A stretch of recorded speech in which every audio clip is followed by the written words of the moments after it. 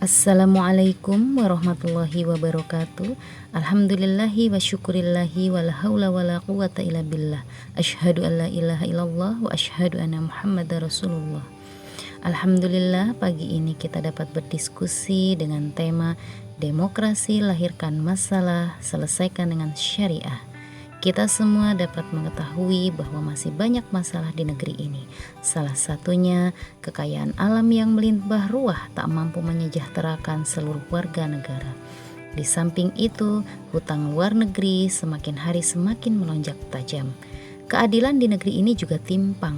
Kepada rakyat miskin, hukum begitu tajam. Kepada aktivis dakwah, rezim begitu agresif. Sementara pada para pejabat papan atas, hukum tumpul terkesan tarik ulur. Biaya kesehatan kini naik lagi. Pembubaran ormas jadi senjata untuk membungkam suara rakyat. Pengesahan undang-undang dilakukan secara rahasia. Kasus bunuh diri sebagai jalan keluar saat depresi masih menjadi pilihan. Berbagai kasus penembakan kepada warga tanpa melalui proses peradilan. Tindak kriminal terus mewarnai. Kita juga mengetahui bahwasanya kemiskinan semakin meningkat tajam terutama di masa pandemi. Korupsi belum juga dapat teratasi. Angka pengangguran meningkat tidak dapat dielakkan lagi. Penanganan wabah sangat lamban, kita ikut merasakannya. Kemudian carut marut di dunia pendidikan masih menimbulkan sejuta keraguan. Akibat pergaulan bebas, angka aborsi masih terus tinggi. LGBT saat ini masuk ke segala lini. Kasus narkoba semakin hari semakin menggila. Yang paling mengejutkan, lepas lagi satu wilayah dari tanah air ini. Mengapa masalah demi masalah terus mewarnai negeri ini? Padahal hukum dan undang-undang terus saja direvisi. Pejabat juga senantiasa diganti, dipilih lagi, pemilihan lagi. Demokrasi yang jadi sandaran justru lahirkan sederet kebijakan yang menyengsarakan. Sudahkah kita bermuhasabah? Pernahkah kita merenung? Semua karena teguran darinya. Sebab manusia banyak mengabaikan syariatnya, menciptakan hukum sendiri, mengabaikan aturan darinya.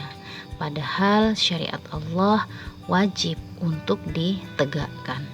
Mengapa syariah wajib untuk diterapkan? Pertama, karena menerapkan syariah konsekuensi iman kepada Allah Subhanahu wa taala. Kedua, karena syariah menjadi mu'alajat lil masyakilil insan atau solusi persoalan manusia. Ketiga, karena syariah membawa rahmat atau maslahat baik bagi muslim maupun non-muslim. Syariah sebagai konsekuensi iman dapat kita amati dalam Quran Surat An-Nisa ayat 65 yang artinya, maka demi Tuhanmu, mereka pada hakikatnya tidak beriman hingga mereka menjadikan kamu Muhammad hakim dalam perkara yang mereka perselisihkan.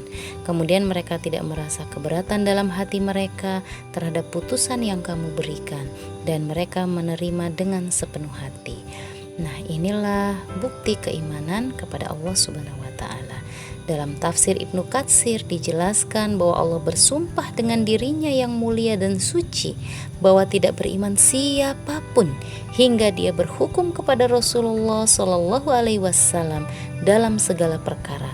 Maka apa yang diputuskannya adalah yang hak dan wajib untuk diterima lahir dan batin. Syariah sebagai solusi persoalan manusia ada dalam Quran Surat An-Nahl ayat 89 yang artinya, dan kami turunkan kepadamu Alkitab Al-Quran untuk menjelaskan segala sesuatu dan petunjuk serta rahmat dan kabar gembira bagi orang-orang yang berserah diri.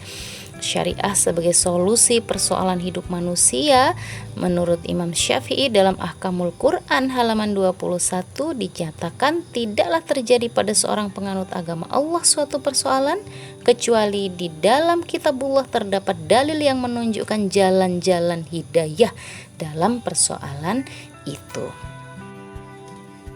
Syariah akan membawa kemaslahatan terdapat dalam Quran Surat Al-Anbiya ayat 107. Dan tiadalah kami mengutus kamu Muhammad melainkan untuk menjadi rahmat bagi semesta alam. Dalam Al-Fikr Al-Islami disebutkan oleh Muhammad Ismail, di mana ada syariah maka di situ ada maslahat. Sebaliknya, jika syariah tidak diterapkan, apa yang akan terjadi? Pertama, keimanan kepada Allah Subhanahu wa Ta'ala terancam hilang atau cacat. Yang kedua, persoalan manusia tidak terselesaikan dengan benar. Dan yang ketiga, rahmat atau maslahat akan hilang atau kurang, malah menimbulkan mafsadat atau kerusakan. Kerusakan yang terjadi akibat tidak diterapkannya hukum Allah di muka bumi. Tidak menerapkan syariah mengancam keimanan terdapat di dalam Quran Surat Al-Ma'idah yang artinya barang siapa yang tidak menjalankan hukum menurut apa yang diturunkan Allah, maka mereka itu adalah orang-orang yang kafir. Al-Ma'idah ayat 44. Maka mereka adalah orang-orang yang zalim. Al-Ma'idah ayat 45. Maka mereka adalah orang-orang yang fasik. Al-Ma'idah ayat 47. Tidak menerapkan syariah membuat persoalan terbengkalai terdapat di dalam hadis riwayat Bukhari yang artinya jika persoalan diserahkan kepada yang bukan ahlinya, yakni orang bodoh dan tidak berilmu, maka tunggulah kehancuran atau kiamat. Maka menyerahkan persoalan kepada manusia yang jelas-jelas tidak maha tahu, maka akan menimbulkan kehancuran.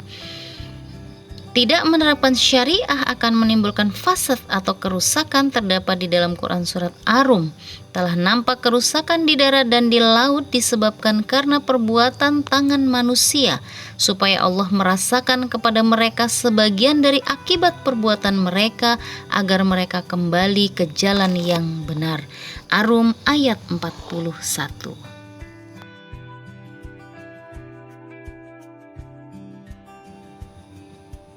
Mari kita semua kembali kepada syariat Allah, tidak hanya secara individu, tapi juga skala masyarakat dan skala negara.